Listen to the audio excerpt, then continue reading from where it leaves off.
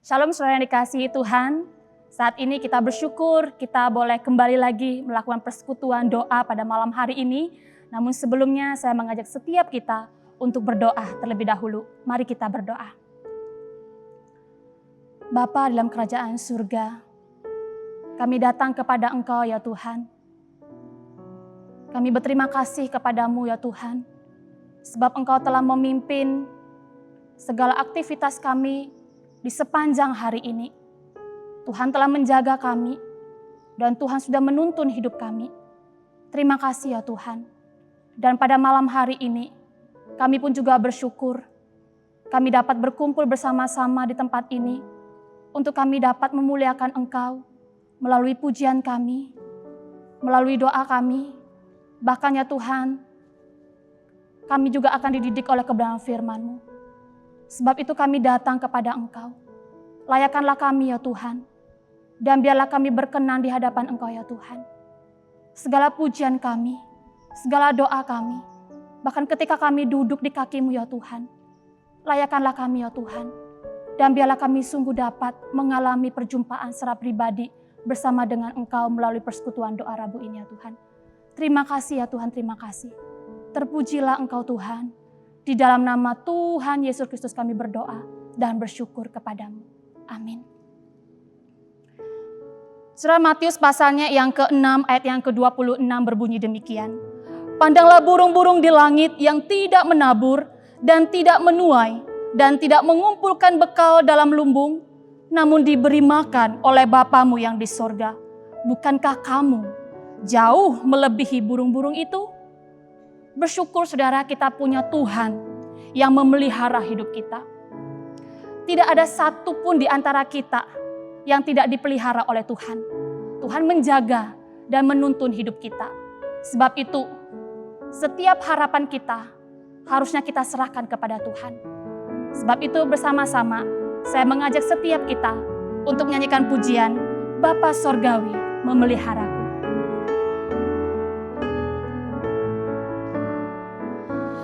Kepadanya yang aku berharap, di darat atau laut yang gelap, setiap saat ku berharap Bapa Surgawi memeliharaku.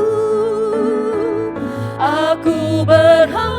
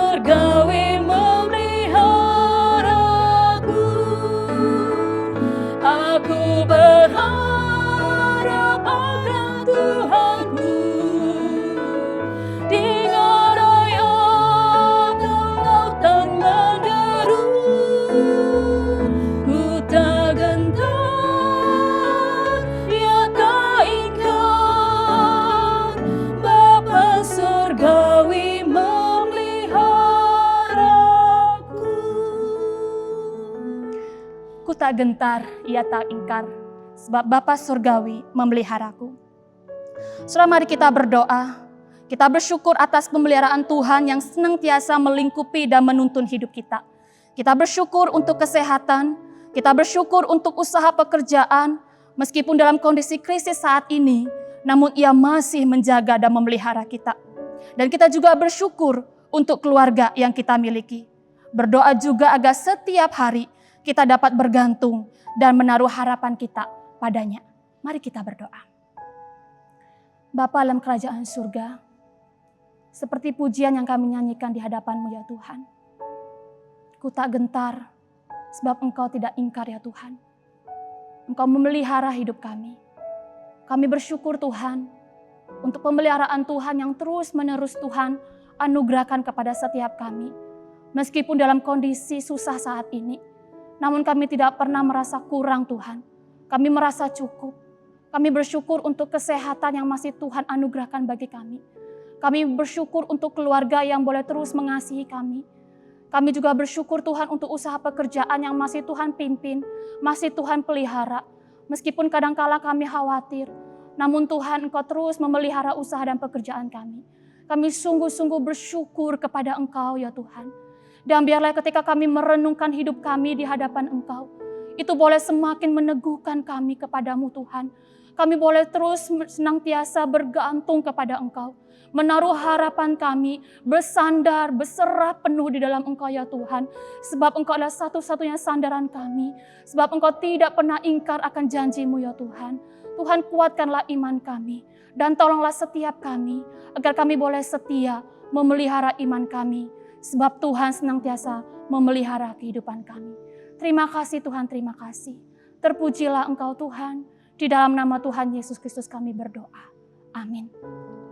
Saudara yang kedua, mari kita juga berdoa untuk pelatihan calon pemimpin kelompok kecil yang dilakukan setiap hari Senin.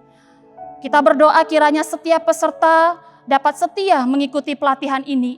Juga setiap para hamba Tuhan yang akan menyampaikan materi, kiranya diberikan kekuatan dan juga hikmat. Kita juga berdoa, kiranya setiap mereka yang ikut di dalamnya, mereka boleh diteguhkan dan boleh dipersiapkan untuk menjadi pemimpin di dalam kelompok kecil. Mari kita berdoa. Kami juga datang di hadapan Engkau ya Tuhan. Kami pun juga menyerahkan untuk pelatihan calon pemimpin kelompok kecil. Kami bersyukur Tuhan, sudah 2 kali boleh pelatihan ini dapat dijalankan. Tapi kami berdoa ya Tuhan, kiranya Tuhan senantiasa terus memberikan kesetiaan bagi setiap mereka, peserta yang mengikuti pelatihan ini ya Tuhan. Dan biarlah ketika mereka mengikuti pelatihan ini, mereka boleh semakin diteguhkan. Dan juga mereka boleh dipersiapkan untuk menjadi pemimpin di dalam kelompok kecil. Karena kami rindu Tuhan, pemuridan di dalam gereja kami ini boleh berjalan dengan baik. Sebab itu Tuhan, ketika kami rindu setiap anggota jemaat-Mu boleh dibawa semakin serupa dengan Engkau. Oleh sebab itu Tuhan, kiranya Engkau boleh memakai setiap calon pemimpin kelompok kecil ini ya Tuhan, untuk mereka boleh bersetia dan memiliki komitmen yang penuh di dalam Engkau. Kami pun juga berdoa bagi setiap para hamba Tuhan yang akan menyampaikan materi ini ya Tuhan. Tuhan kasih mereka hikmat-Mu Tuhan, agar mereka dapat menyampaikan setiap materi ini dengan baik. Dan kiranya Tuhan boleh memberikan kekuatan kesehatan pada tiap mereka. Terima kasih Tuhan, terima kasih. Kami membawa doa ini ke dalam tangan Tuhan. Dan kami akhirnya percaya Tuhan yang mendengar doa ini dan Tuhan yang akan menjawabnya. Demi nama Tuhan Yesus Kristus kami berdoa dan bersyukur kepadamu. Amin. Saudara yang ketiga, kita juga berdoa untuk peserta katekisasi. Kiranya setiap mereka dapat diteguhkan imannya dan semakin memiliki pemahaman yang mendalam tentang kekristenan. Doakan juga untuk persiapan diri mereka, di mana pada tanggal 13 Desember ini mereka juga akan melakukan sakramen ataupun sidi. Kiranya setiap mereka boleh dipersiapkan dan sakramen baptisan ini juga dapat berjalan dengan baik. Mari kita berdoa. Bapa dalam kerajaan surga, kami juga menyerahkan Tuhan untuk setiap mereka yang saat ini mengikuti kelas katekisasi ya Tuhan. Kami bersyukur Tuhan terus memimpin pertemuan demi pertemuan sampai hari ini. Tuhan, kiranya setiap pertemuan-pertemuan yang mereka jumpai itu boleh sungguh-sungguh membawa mereka semakin dalam mengenal Engkau. Semakin tahu apa itu menjadi murid-Mu Tuhan dan menjadi seorang Kristen. Tuhan, kami pun juga berdoa pada tanggal 13 Desember ini ya Tuhan, mereka pun juga akan menerima sakramen baptis ataupun sidi ya Tuhan. Sebab itu Tuhan, kami juga boleh membawa setiap mereka di dalam Engkau. Kiranya Tuhan boleh mempersiapkan pribadi lepas pribadi mereka, agar mereka boleh siap untuk menerima sakramen ini ya Tuhan. Kami berdoa kiranya nanti acara sakramen ini pun juga boleh berjalan dengan baik. Sebab Roh Kudus Tuhan yang boleh memimpin di dalamnya. Terima kasih Tuhan. Terpujilah Engkau. Di dalam nama Tuhan Yesus Kristus kami berdoa dan bersyukur padamu. Amin. Saudara, apa yang terutama dalam hidup kita? Yang terutama dalam hidup kita adalah bagaimana kita bisa memuliakan Tuhan. Bagaimana saya dan juga saudara bisa mengasihi dan mencintai Dia. Mari kita katakan, aku mau mencintai Tuhan. Haleluya, haleluya, saya mau cinta Yesus. Haleluya, haleluya, saya mau cinta Yesus. Bersama-sama kita katakan yang terutama di dalam hidup ini, yaitu meninggikan nama Yesus. Yang terutama di dalam hidup ini, meninggikan nama Yesus. Yang terutama di dalam hidup ini, memuliakan namanya. Katakan haleluya. Haleluya, haleluya, saya mau cinta Yesus. Haleluya, haleluya, saya mau cinta Yesus. Saat ini kita juga bersyukur kepada Tuhan. Kita bersyukur untuk anugerah Tuhan atas gereja GKPJ. Sampai saat ini Tuhan terus memimpin dan kita berdoa kiranya terus Tuhan boleh memimpin gereja ini. Dan kita berdoa untuk para hamba Tuhan dan diaken yang melayani saat ini. Kita juga berdoa untuk para aktivis yang terus setia melayani gerejanya. Dan kita berdoa agar setiap kita sebagai tubuh Kristus semakin setia dan cinta akan gerejanya. Mari kita berdoa. Bapa dalam kerajaan surga, kami bersyukur Tuhan untuk gereja kami, gereja GKPJ. Kami bersyukur Tuhan, Engkau boleh terus menerus memimpin gereja ini. Engkau boleh terus menerus memelihara gereja ini. Gereja menjadi tempat kami belajar. Belajar untuk mendengar firman-Mu. Belajar untuk mempraktekkan akan kasih. Tuhan, kami berdoa. Kiranya Tuhan boleh terus senantiasa memimpin perjalanan gereja kami ini ya Tuhan. Kami berdoa Tuhan untuk setiap hamba Tuhan dan diaken yang Tuhan masih percayakan saat ini untuk melayani. Tuhan kiranya Engkau boleh memakai setiap mereka. Beri mereka hikmat-Mu dan bijaksana-Mu Tuhan. Untuk mereka dapat memimpin, dapat mengusahakan pelayanan gereja ini boleh semakin baik. Kami juga bersyukur ada para aktivis yang boleh setia memberi diri mereka untuk melayani sampai hari ini. Kami bersyukur Tuhan untuk jerih lelah mereka. Tuhan kiranya Engkau boleh menguatkan mereka. Di tengah-tengah kondisi seperti ini, namun mereka masih terus memikirkan akan pelayanan mereka dan masih terus bertanggung jawab untuk melayani di gereja-Mu Tuhan. Tuhan teguhkan panggilan mereka. Tuhan menolong tiap mereka ya Tuhan. Kami juga berdoa bagi setiap kami sebagai tubuh Kristus. Tuhan ajar kami untuk kami boleh setia dan kami boleh semakin mencintai gereja ini ya Tuhan. Dan biarlah ya Tuhan, Engkau boleh terus memupuk rasa memiliki gereja ini adalah gereja yang Tuhan percayakan bagi kami. Sehingga setiap kami memiliki kewajiban untuk terus memikirkan bagaimana gereja ini boleh bertumbuh. Kami boleh terus memikirkan bagaimana kami harusnya ikut berpartisipasi di dalam setiap kegiatan gereja ini ya Tuhan. Tolong setiap kami ya Tuhan. Dan kami berdoa sekali lagi, pimpinlah dan sertai gereja ini ya Tuhan. Sehingga gereja ini boleh menjadi terang dan garam, khususnya di tengah-tengah kota Jambi. Terima kasih Tuhan. Di dalam nama Tuhan Yesus kami berdoa. Amin. Saudara, mari kita juga terus berdoa untuk pelatihan tim digital yang terus dilaksanakan setiap minggunya.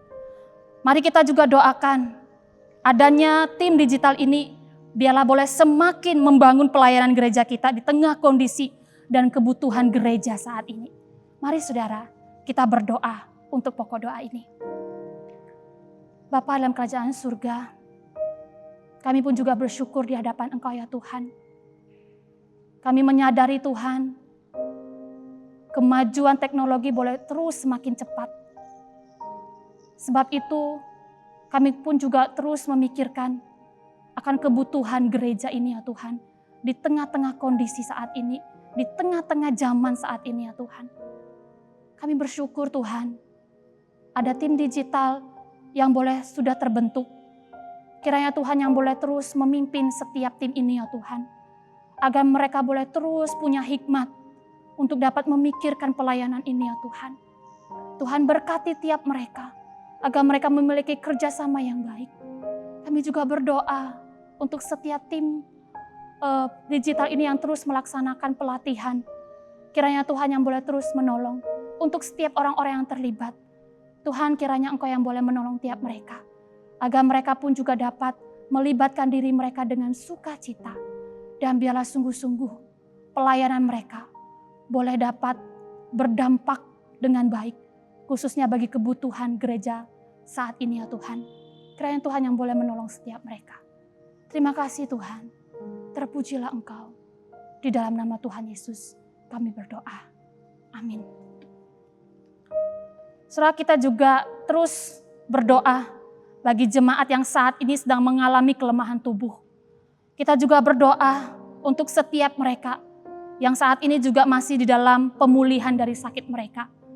Saudara, mari kita membawa nama mereka. Untuk Ibu Margareta atau Ibu Bobo, pemulihan dari pengapuran tulang belakang. Kita juga berdoa untuk Ibu Ong Ching Hui, mama dari Ibu Yang Mechen, sakit stroke.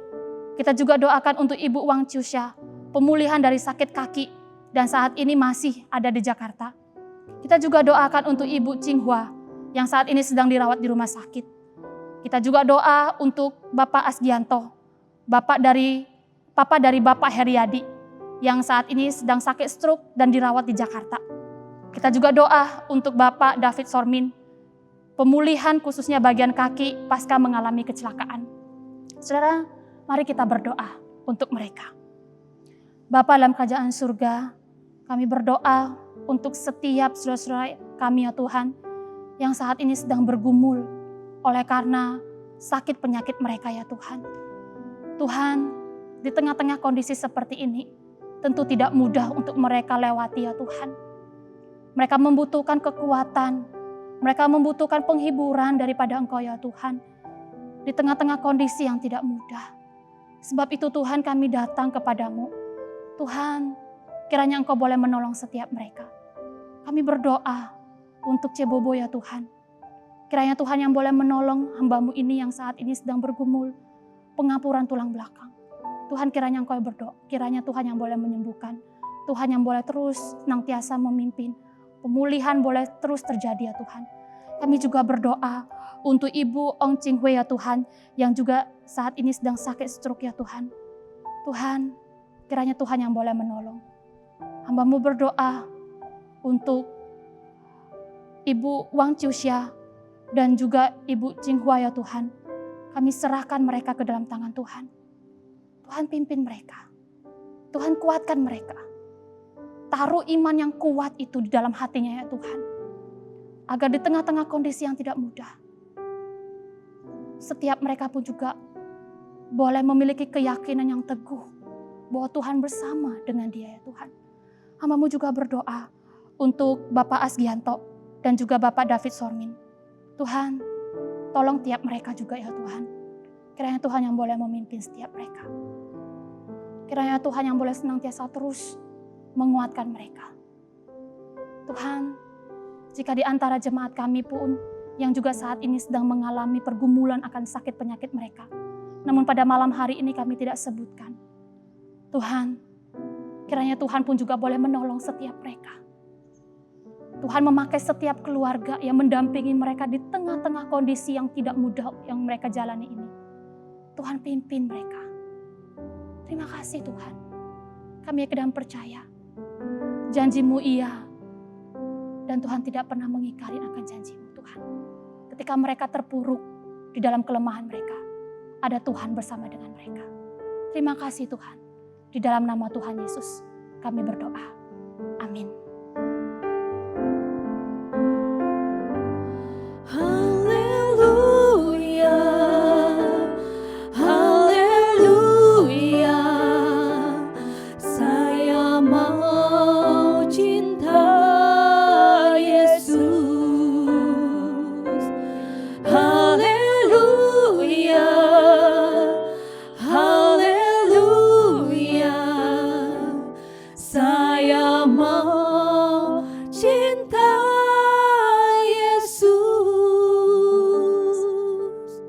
Saudara, sulitnya pergumulan atau beratnya penderitaan yang kita alami, terkadang itu bisa merampas kasih dan cinta kita kepada Tuhan.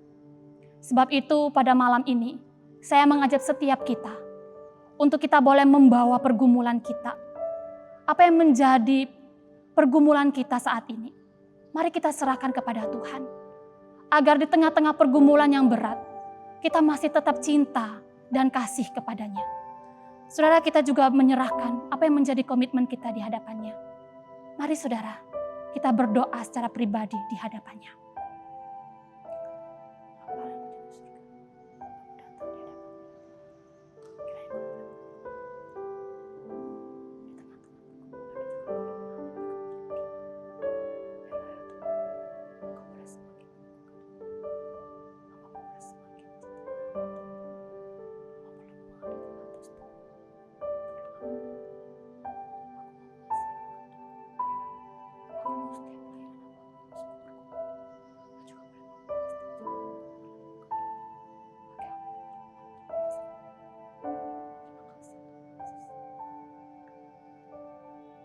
Bapa di dalam kerajaan surga,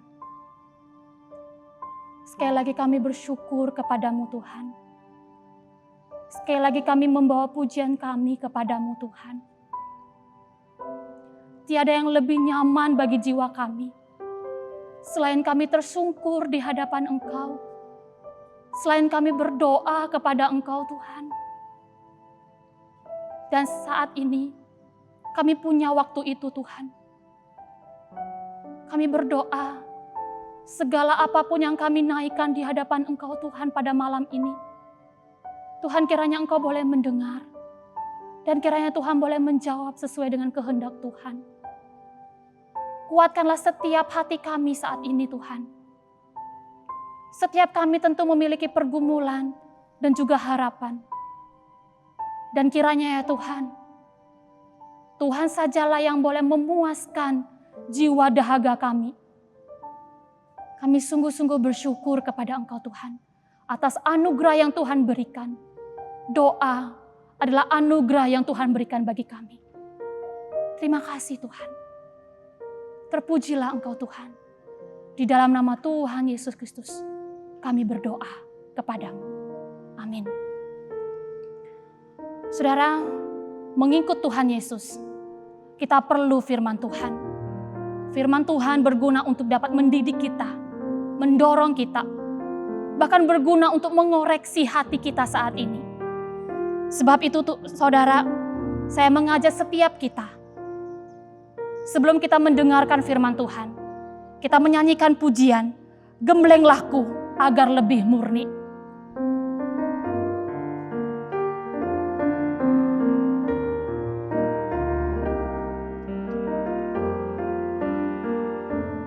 Mari bersama-sama kita nyanyikan pujian ini. Buah zaitun tak ditekan, takkan jadi minyak.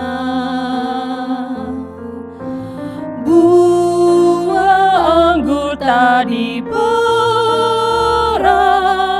takkan menjadi anak. Minyak narwastu tadiola tak berbau semerbak. Oh Tuhan, perlukah aku terima penderitaanmu? Tiap pukulan pasti berguna jika apa yang kau ambil dengan diri kau ganti. Ku sangat malu dan sesal hanya pikir diri. Meski ku pernah kau paham aniaya yang ku rasa. Pernahkah kau suka cita tak peduli yang lain? Ku hanya mau memperkenan pada Tuhan senantiasa. Tiap pukulan pasti berguna jika apa yang kau ambil dengan diri kau ganti. Tiap pukulan pasti berguna jika apa yang kau ambil dengan diri kau ganti. Tiap pukulan pasti berguna. Biarlah firman Tuhan hari ini juga boleh sungguh mengoreksi hati kita. Kita bersyukur pada malam hari ini kita akan bersama-sama mendengarkan firman Tuhan. Dan firman Tuhan pada malam hari ini akan disampaikan oleh penginjil Yehezkiel. Salam Jumat yang dikasihi oleh Kristus. Apakah kita benar-benar haus akan firman Tuhan? Marilah kita bersama-sama hari ini diisi kembali oleh kebenaran firman Tuhan. Sebelum kita masuk ke dalam firman, mari kita satu di dalam doa. Bapa kami yang bertata dalam kerajaan surga, pada hari ini Tuhan kami ingin mendengarkan firman-Mu. Kiranya Tuhan firman-Mu berbicara kepada kami, dan Tuhan pakailah hamba-Mu yang penuh keterbatasan agar bisa menyampaikan firman Tuhan dengan setia. Di dalam nama Tuhan Yesus kami mau berdoa. Amin. Hari ini kita akan bersama-sama belajar satu tema, apakah engkau mengasihi aku? Mari kita bersama-sama membuka firman Tuhan di dalam Yohanes pasalnya yang ke-21, ayatnya yang ke-15 sampai yang ke-19. Yohanes pasal 21 ayatnya yang ke-15 sampai ke-19. Sesudah sarapan, Yesus berkata kepada Simon Petrus, "Simon, anak Yohanes, apakah engkau mengasihi aku lebih daripada mereka ini?" Jawab Petrus kepadanya, "Benar Tuhan, Engkau tahu bahwa aku mengasihi engkau." Kata Yesus kepadanya, "Gembalakanlah domba-dombaku." Kata Yesus pula kepadanya untuk kedua kalinya, "Simon anak Yohanes, apakah engkau mengasihi aku?" Jawab Petrus kepadanya, "Benar Tuhan, Engkau tahu bahwa aku mengasihi engkau." Kata Yesus kepadanya, "Gembalakanlah domba-dombaku." Kata Yesus kepadanya untuk ketiga kalinya, "Simon anak Yohanes, apakah engkau mengasihi aku?" Maka dengan sedih hati, Petrus karena Yesus bertanya untuk ketiga kalinya, apakah engkau mengasihi aku? Dan ia berkata kepadanya, Tuhan, engkau tahu segala sesuatu. Engkau tahu bahwa aku mengasihi engkau. Kata Yesus kepadanya, gembalakanlah domba-dombaku. Aku berkata kepadamu, sesungguhnya ketika engkau masih muda, engkau mengikat pinggangmu sendiri dan engkau berjalan kemana saja kau kehendaki. Tapi jika engkau sudah menjadi tua, engkau akan mengulurkan tanganmu dan orang lain akan mengikat engkau dan membawamu ke tempat yang tidak kau kehendaki. Dan hal ini dikatakannya untuk menyatakan bagaimana Petrus akan mati dan memuliakan Allah. Sesudah mengatakan demikian, ia berkata kepada Petrus, ikutlah aku. Jemaat yang dikasihi oleh Kristus, jika ada piring yang pecah, kita tinggal membeli yang baru. Tetapi bagaimana jika hati kita yang hancur? Kehidupan kita yang pecah. Saudara, di Jepang ada suatu proses restorasi keramik yang bernama kintsugi yang dikembangkan pada tahun 1500. Di mana keramik yang hancur direkatkan kembali. Tetapi bukan untuk menyembunyikan bekas-bekas yang rusak. Justru bekas-bekas pecahan itu ditonjolkan dan disepuh dengan emas. Nah, biasanya keramik yang pecah itu akan dijual dengan harga yang murah. Atau bahkan tidak sedikit yang dibuang. Tetapi setiap keramik yang pecah dan diolah melalui proses kintsugi, keramik ini menjadi lebih indah dan bernilai daripada sebelumnya. Demikian dengan hidupmu dan hidupku. Mungkin di dalam kesendirian kita, saat kita sendiri, saat kita melihat cermin, kita merasa bahwa saya adalah manusia yang paling berdosa. Saya adalah manusia yang gagal. Hidup saya penuh dengan keretakan-keretakan. Dan juga penuh dengan luka-luka. Tetapi ketahuilah satu kebenaran, bahwa hal tersebut tidak sepenuhnya menghancurkan dan merendahkan kita. Karena jika kita di dalam Kristus, di tengah kelemahan dan kerusakan kita, Kristus bagaikan mengambil sekeping demi keping hidup kita yang hancur itu. Direkatkan dan kemudian dibentuk sebegitu indahnya. Sehingga di dalam hidup ini kita tidak perlu lagi menutupi siapa diri kita. Kita bisa hidup dan mengakui kita adalah manusia yang lemah. Manusia yang bisa pecah. Manusia penuh dengan keretakan-keretakan. Dan kita ini berharga. Bukan karena kita gemilang betapa mulusnya kehidupan kita. Kita berharga karena kita dibentuk ulang dan dikasihi oleh Yesus. Dan satu kata, restorasi adalah saya rasa kata tepat untuk menggambarkan apa yang dialami setiap manusia di dalam Kristus. Dan khususnya yang dialami oleh Petrus di dalam narasi yang kita baca. Saudara, ini adalah suatu kisah yang sangat menarik.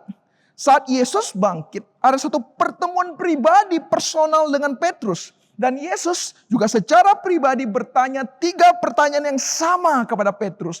Apakah engkau mengasihi aku? Apakah engkau mengasihi aku? Apakah engkau mengasihi aku? Nah, di sini muncul satu pertanyaan teologis. Buat apa Kristus bertanya sampai 3 kali? Apakah Yesus tidak tahu jawabannya sampai dia harus bertanya 3 kali? Tentu tidak. Karena kita melihat Petrus sendiri berkata, Tuhan engkau tahu jawabannya. Nah, jika demikian, bagaimana menjelaskan Kristus mengulanginya 3 kali?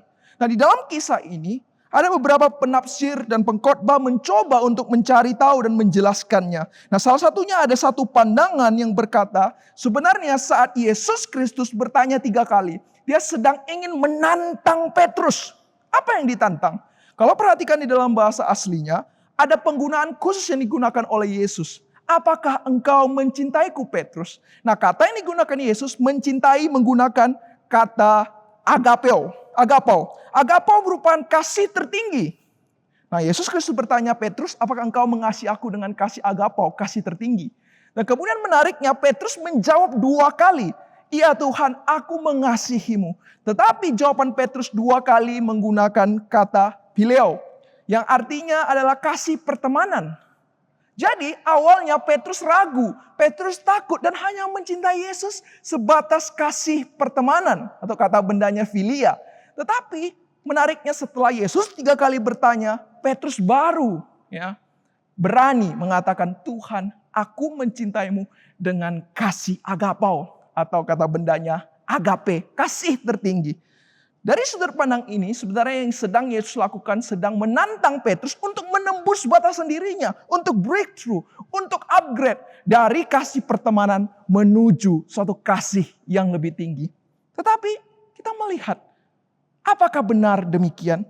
Pandangan ini cukup menarik, tetapi kita harus sangat hati-hati di dalam membaca dan menafsirkan firman Tuhan. Memang kasih agape dan filia ini ada pembedaannya. Tetapi di dalam kisah, khususnya dalam konteks seluruh Yohanes, kata ini sebenarnya merupakan kata yang sering digunakan untuk bertukaran. Atau kita katakan kata yang sinonim. Nah, jika kita katakan bahwa filia yang dinyatakan oleh Petrus menunjukkan kasih pertemanan, bagaimana kita bisa menjelaskan, khususnya di dalam Yohanes pasal 5 ayat 20, mengatakan kasih Bapa kepada anak. Nah, kasih yang digunakan adalah kasih filia. Masakan Bapa mengasihi Yesus dengan kasih pertemanan. Dan kemudian di dalam Yohanes pasal 20 ayat 2 dicatat bahwa murid-murid yang dikasihi Yesus. Menariknya kata yang digunakan di sini adalah kata phileo, yaitu kasih pertemanan. Masakan Yesus mengasihi murid-muridnya dengan kasih pertemanan dan kemudian dia meminta Petrus untuk mengasihinya dengan kasih yang tertinggi. Saudara, jika Yesus sudah tahu jawaban daripada pertanyaan yang dinyatakan kepada Petrus. Dan ini bukan untuk menantang Petrus. Nah, bagaimana kita menjelaskan pengulangan 3 kali dalam bagian ini? Hari ini kita akan belajar bagaimana seorang Petrus melalui pertanyaan ini mengalami suatu restorasi. Dan tema restorasi adalah tema yang akan kita sama-sama kupas di dalam bagian ini. Sebagaimana John Calvin melihat bagian ini mengatakan bahwa ada satu tema, yaitu restorasi yang ingin Tuhan lakukan kepada Petrus dan setiap pendengar Injil. Dan hari ini ada 2 hal yang akan saya angkat berhubungan dengan perikop ini. Dan kita akan melihat bagaimana perkataan itu mengubahkan hidup kita. Khususnya kita yang sedang bergumul di dalam spiritualitas kita. Yang pertama, apakah engkau mengasihi aku? Adalah suatu pertanyaan yang mengundang kita untuk menerima anugerah dan kasih Kristus dan mengalami transformasi. Saudara-saudara, kita lihat orang selevel Petrus saja di dalam perjalanan imannya tidak mulus. Dia juga pernah mengalami pasang surut di dalam imannya. Jadi jika ada yang mengatakan bahwa orang Kristen tidak bisa terluka, tidak bisa menderita, tidak bisa bergumul, itu adalah suatu kebohongan besar. Kita melihat walaupun secara pengenalan Petrus itu sangat dalam kepada Tuhan. Dia adalah murid yang memanggil Yesus secara tepat. Engkau adalah anak Allah yang hidup. Nah, secara hasrat, secara semangat dan keberanian, kita tahu Petrus adalah pribadi yang mengebu-ngebu. Saat dia melihat Yesus berjalan di atas air, dia langsung melompat ke dalam air. Dan dia adalah pribadi yang dengan berani memegang pedang buat Kristus. Tetapi Petrus yang sama, yang memiliki iman yang semangat, pengenalan yang baik, keberanian yang tinggi, juga adalah Petrus yang sama. Di mana dia mengatakan, Tuhan, kemanapun engkau pergi, aku akan mengikutimu. Pribadi yang sama ini adalah pribadi yang juga menyangkal Kristus 3 kali. Saudara, Petrus pernah gagal. Setiap kita juga pernah gagal. Dan kegagalan itu sangat tidak mengenakkan. Saudara, ini bagaikan kita pernah mengalami masa-masa jaya dalam kehidupan kita. Tetapi sekarang kita lagi masa turun-turunnya di dalam kehidupan kita. Atau mungkin kita adalah pribadi yang rajin beribadah. Kita aktif di dalam setiap pelayanan. Tetapi sekarang kita mulai terhilang daripada komunitas rohani. Setiap kita adalah pribadi yang giat melayani. Tetapi mungkin karena satu kesalahan, satu masalah membuat kita sekarang sulit sekali untuk melayani. Kita merasa diri kita gagal. Atau mungkin juga akibat daripada pandangan, penghakiman orang lain membuat hidup kita sulit maju. Ya, beginilah saya, pribadi yang gagal.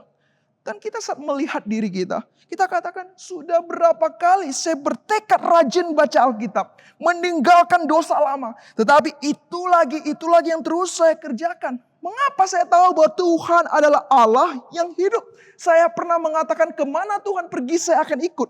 Tetapi saya adalah pribadi yang sama, yang menyangkal Tuhan. Sehingga hal itu membuat kita semakin down. Saudara-saudara, Rasul Petrus pernah gagal. Dia pernah tidak konsisten dengan apa yang dia percaya dan dia hidupi. Tetapi ingatlah betapa besarnya dosa dan kegagalanmu tidak akan pernah bisa membendung betapa besarnya kasih Kristus. Percayalah, selalu ada kasih anugerah Tuhan yang melimpah dalam setiap hati yang hancur. Kasihnya pasti akan mendorong kita untuk kembali bangkit. Saudara-saudara, kita melihat kasih Kristus begitu besar. Saat kita melihat daripada kitab Injil, kita teliti dengan baik-baik. Perhatikan saat Yesus Kristus bangkit dalam Markus pasal 16 ayat 6 sampai ke 7. Nah, malaikat kemudian berkata kepada orang-orang yang melihat kubur yang kosong. Dikatakan, pergilah kepada murid-muridmu, murid-murid Yesus dan kepada Petrus. Perhatikan, ada penekanan kepada murid-murid dan Petrus. Mengapa harus Petrus? Mengapa tidak Yohanes? Mengapa tidak Barnabas? Mengapa tidak yang lain? Saudara-saudara, tidak heran ada penekanan kata Petrus di sini. Karena kalau kita kembali memposisikan diri dalam keadaan saat itu, saat Yesus Kristus disalib dan dikuburkan, murid-murid sedih. Terlebih Petrus. Karena Petrus di dalam kisah penyaliban Yesus, pasti dia memiliki suatu rasa bersalah karena dia tidak bisa menyelamatkan Tuhan dan gurunya.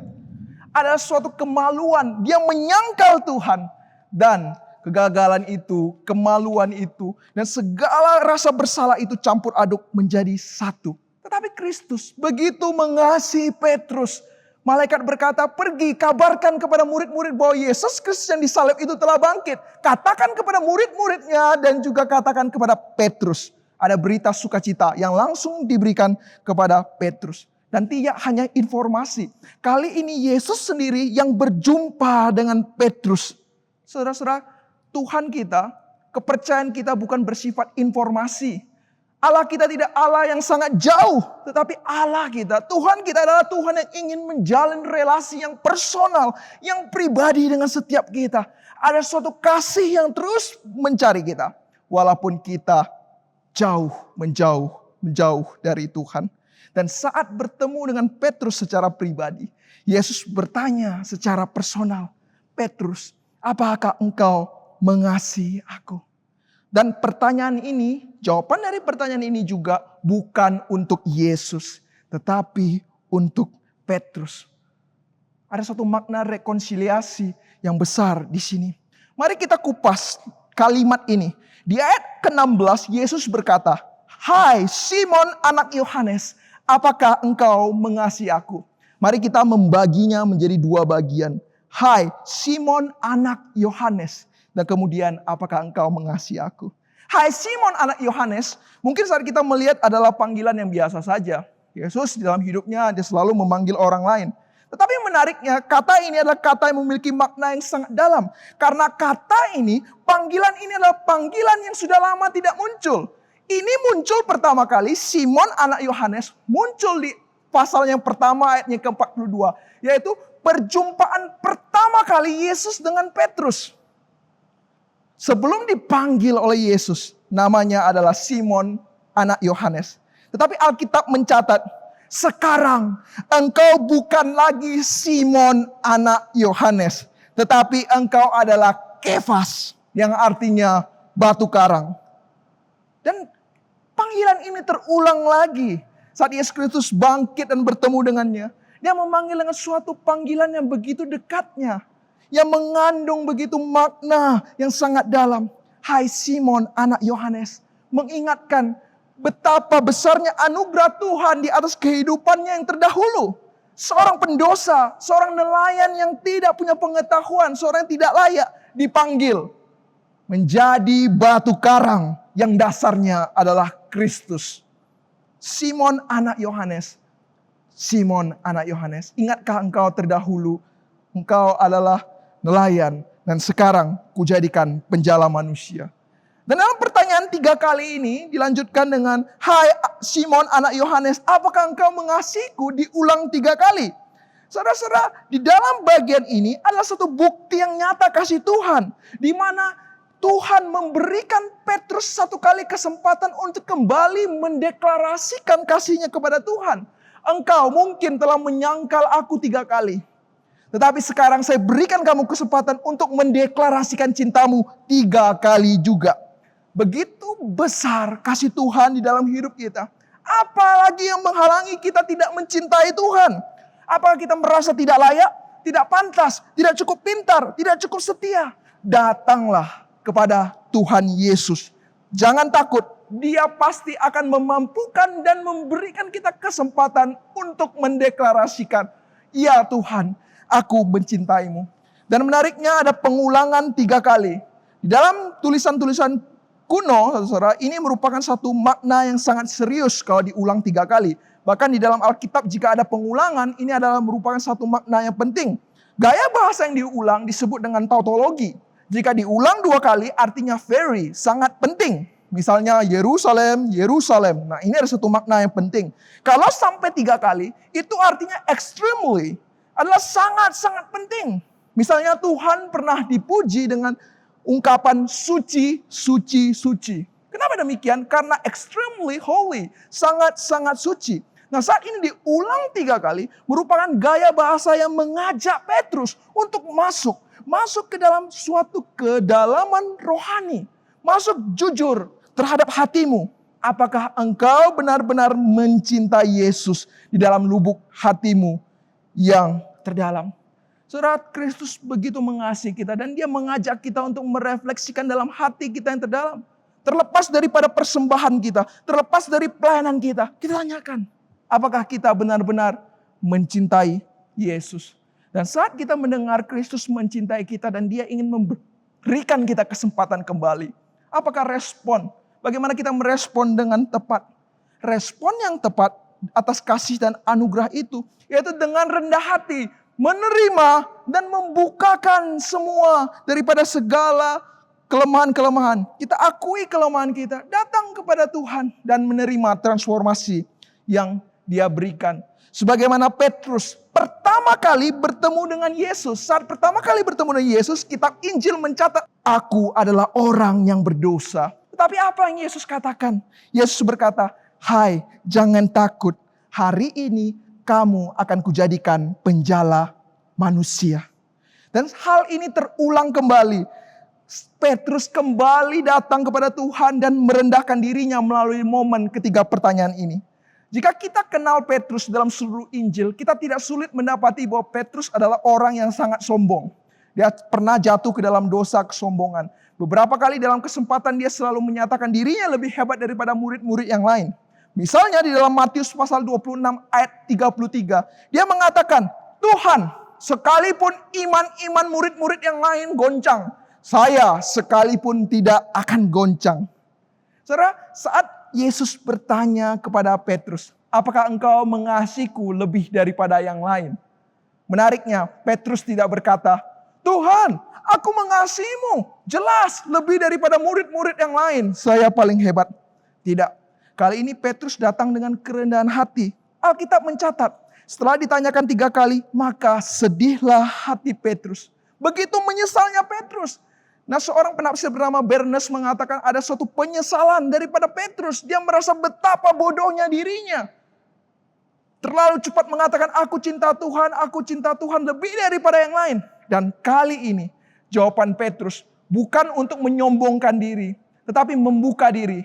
Tuhan, aku mencintaimu, tapi aku bukan mau menyombongkan diri. Periksalah hatiku. Lihatlah apakah aku benar-benar mengasihimu. Sehingga Petrus mengatakan, ya Tuhan, aku mengasihimu dan engkau tahu. Sebagaimana dulu, seorang nelayan dipanggil menjadi penjala manusia. Dan kata aku mengasihimu dilanjutkan dengan jawaban daripada Yesus. Kamu mengasihiku, gembalakan domba-dombaku. Dari seorang penjala manusia, sekarang tambahkan satu tugas, yaitu mengembalakan domba-domba Tuhan. Saudara, dengan darah yang mahal kita telah ditebus oleh Kristus. Kita diberikan status baru sebagai anak-anak terang. Murid-murid Tuhan. Maukah kita dengan kerendahan hati membiarkan Tuhan merestorasi hidup kita? Ingatlah, kehancuran bukan akhir, tetapi awal. Pertanyaannya, bagaimana kita memulai awal ini? Jangan pernah terus menangisi hal-hal yang telah berlalu. Pandanglah ke depan kepada apa yang Tuhan ingin nyatakan kepadamu. Karena banyak sekali hal-hal yang harus kita kerjakan ke depan. Ada misi kerajaan Allah. Bagaimana kita memuliakan Tuhan daripada kita terus menangisi hidup kita. Dan yang kedua saudara-saudara, dari apakah engkau mengasihi aku? Pertanyaan ini merupakan pertanyaan yang mengundang kita, setiap kita kembali berjalan di dalam panggilan sebagai murid. Di dalam bagian ini, Yesus 3 kali mengundang Petrus untuk kembali ke jalur kemuridan yang sejati. Jika engkau cinta Yesus, bukan hanya ditunjukkan dengan mulutmu. Bukan hanya ditunjukkan dengan engkau memiliki hubungan yang pribadi dengan Tuhan, menikmati relasi, itu baik. Tetapi kita melihat ayat ini dinyatakan, kalau engkau mencintai Tuhan, wujudnya yaitu mengembalakan domba Tuhan. Nah, di sini menarik, Yesus tidak mengatakan kepada Petrus dan tidak mengiming-imingi Petrus. Sejak saya berkata kepadamu, dan setelah saya naik ke surga, engkau akan menjadi pengkhotbah yang besar. Saat engkau berkhotbah 5.000 orang bertobat, engkau akan menjadi pemimpin gereja yang disegani. Kemudian engkau akan diingat sepanjang masa. Bukan ini yang dinyatakan Kristus, tetapi gembalakanlah domba. Saat kita melayani Tuhan, bukan bicara soal keren-keren, bukan bicara soal dipuja-puja, tetapi ada perintah, ada tanggung jawabnya. Karena kalau kita mengatakan saya cinta Tuhan, selanjutnya Tuhan ingin kita mengembalakan domba-dombanya.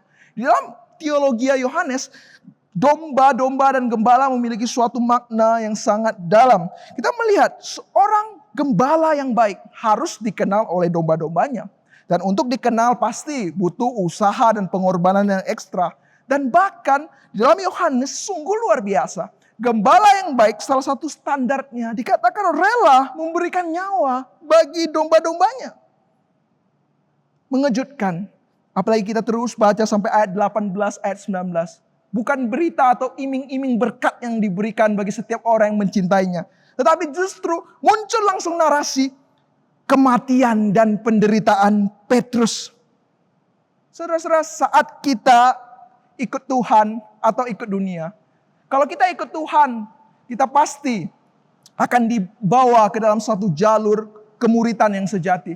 Kalau kita ikut dunia, seolah-olah bebas, kita melakukan ini, melakukan itu. Tetapi ujungnya itu membawa kepada kehancuran. Kalau kita mau ikuti seluruh mau kita, saudara, jelas kayaknya lebih enak. Tidak usah melayani, tidak usah berkorban, tidak usah rajin, tidak usah mengasihi, tidak usah mengabarkan Injil, tidak usah belajar firman Tuhan, tidak usah komitmen. Toh saya juga telah diampuni. Saudara, ingatlah ini bukan berita Injil. Berita Injil yang sejati, yaitu kita harus berani bayar harga. Tidak menyia-nyiakan darah Kristus yang tercurah. Dan kita meresponinya untuk melakukan tanggung jawab kita sebagai murid. Memang menjadi seorang murid tidak gampang. Prosesnya susah. Karena ada pertentangan dengan mauku dengan mau dunia. Dan saat kita melakukan kehendak Kristus, kita juga akan dibenci oleh dunia, disalahpahami. Tetapi ingatlah, Allah yang memanggil, Allah yang akan memampukan. Dan Dia tidak akan memberikan sesuatu hal yang di luar daripada hal yang kita bisa tanggung. Dan saat kita masuk ke dalam jalur pemuridan ini, disitulah pribadi kita semakin diterpa dan dibentuk. Saat kita susah, kita belajar taat. Saat kita tidak mampu, kita bergantung dan dimampukan. Saat kita jatuh, kemudian kita dapat berdiri lagi. Saat orang berbuat jahat kepada kita, kita tetap terus mendoakan dia, mencintai dia, dan mengembalakan dia. Saudara-saudara, inilah kemuridan yang sejati. Kemuridan berbicara tentang bagaimana kita mencari, mencari orang yang terhilang. Dan juga berbicara tentang bagaimana setelah dia datang kepada Tuhan, bagaimana kita gembalakan. Kita investasikan waktu kita berkorban. Dan bagaimana kita biarkan setiap daripada keluarga kita, orang terdekat kita, orang-orang di gereja, umat-umat pilihan Tuhan, mencicipi kasih Yesus. Saudara-saudara, apakah kita sudah mengembalakan setiap domba yang Tuhan telah berikan di sekitar hidup kita? Masih banyak pekerjaan yang harus kita kerjakan. Banyak umat-umat pilihan di sekitar kita yang menunggu daripada berita Injil. Kitab Yohanes pasal 21 ini ditutup dengan satu kata. Pernyataan ulang daripada Yesus Kristus kepada murid-muridnya. Ikutlah aku. Mengajak Petrus untuk kembali ke dalam panggilan sebagai murid. Untuk menyangkal diri, pikul salib dan mengikut Yesus Kristus. sampai akhir. Dan panggilan ini juga sama ditujukan kepada kita. Saudara yang terkasih dalam Kristus, saya akan mengakhiri firman Tuhan ini dengan pertanyaan. Apakah engkau mengasihi Tuhan? Apakah engkau mengasihi Tuhan? Apakah engkau mengasihi Tuhan? Apa jawabanmu dan apa responmu? Mari kita satu di dalam doa. Bapa kami yang bertata dalam kerajaan surga, pada hari ini kami kembali diingatkan oleh kebenaran firman-Mu. Apakah kami benar-benar telah mencintai-Mu dengan segenap hati kami? Tuhan, terima kasih atas setiap kesempatan di tengah-tengah kegagalan dan kelemahan kami. Dan kami tidak akan menyia-nyiakan kesempatan yang Engkau telah berikan. Kami ingin menjadi murid, ajarkanlah kami Tuhan di dalam hidup ini. Agar kami bisa terus berjalan di jalur kemuritan yang Engkau ingini. Di dalam nama Tuhan Yesus kami mau berdoa. Amin. Demikian saudara-saudara yang terkasih dalam Kristus, persekutuan doa kita pada malam hari ini. Mari kita bersama-sama mencintai Tuhan. Dan hidupilah bagaimana kita nyatakan, ya Tuhan, aku mencintaimu dan Engkau tahu. Soli Deo Gloria. Tuhan Yesus Kristus memberkati.